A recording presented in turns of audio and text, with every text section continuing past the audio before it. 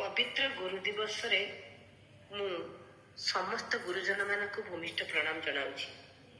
आमर प्रथम गुरु हेले माँ, द्वितीय गुरु हेले बापा, तृतीय गुरु हेले शिक्षक, जी आमको दुनिया रे गोटे नुआ परिचय देइछन्ति। ध्यान मूलं गुरुमूर्ति, पूजा मूलं गुरुपदं, मंत्र मूलं गुरु वाक्यम, मुख्य मूलं गुरु कृपा।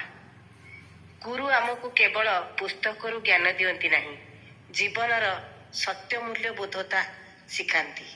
गुरु आमको संस्कार और नीति नैतिकता सफलतार पथ देखाती। तांको मार्गदर्शन जोगु आमे आमर स्वप्न पूरण करिपारु।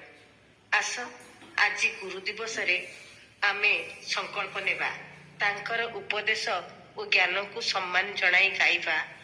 गुरु ब्रह्मा गुरु विष्णु गुरुदेव महेश्वर, गुरु साक्षात परम ब्रह्म, तस्मै श्री गुरुवे